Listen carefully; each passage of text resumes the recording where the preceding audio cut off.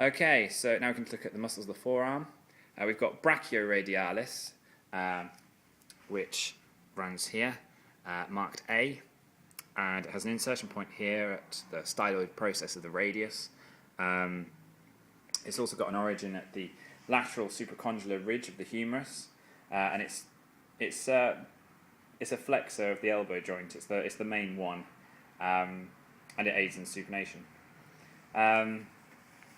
Then we've got pronator teres, the other side, marked B here. It's double-headed muscle.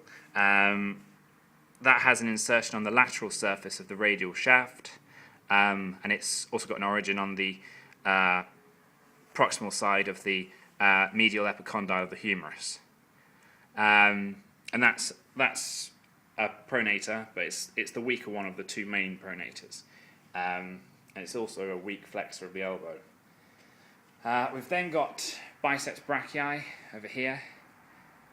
This has an insertion point at the radial tuberosity, and it's got two origin points, as you might expect, here and here. And the short head attaches to the coracoid process of the scapula, and the long head attaches to the supraglenoid tubercle of the scapula. And that's a supinator and a lesser flexor of the elbow. And then we've got brachialis just under the biceps, which is this muscle here. That has an insertion point in the coronoid process of the ulna and the ulnar tuberosity. It's also got an origin on the anterior surface of the distal half of the humerus. And it's a major flexor of the elbow joint. Okay, so we look at pronator quadratus, which is the square muscle here. Basically, that has an insertion on the anterolateral surface of the radius, and an origin on the ridge of the anterior surface of the ulna, and that's a major pronator. We've then got triceps brachii, which can be just seen a bit better at the back here, where we've got the three heads, you can see there.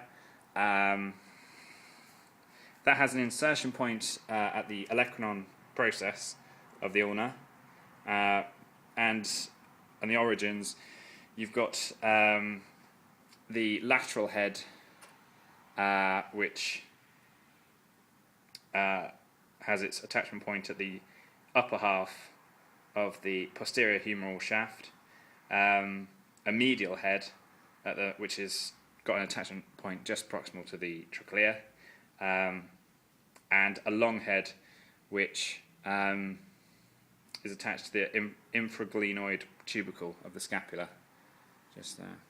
So, okay, there is two other muscles which we have been taught, but they won't be on the models because they're just not shown on them. But they're worth knowing, which is the aconius and the supinator.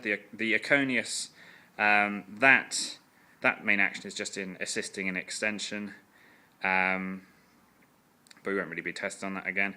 And we've got the supinator, which is obviously its main action is supination, and that's everything. Okay. Okay, so we're going to look at a different model which shows some of the flexor extensors of the wrist and a few of the other muscles. We'll start off with flexor carpi radialis, which is this muscle here, and then palmaris longus, which is this muscle here, and then we've got flexor carpi ulnaris, which is that muscle there. And then we're on to pronator teres, the ones of the forearm, just here, that double-headed muscle there. And then we've got the supinator, which is that one there. And then extensor carpi ulnaris, which goes along there.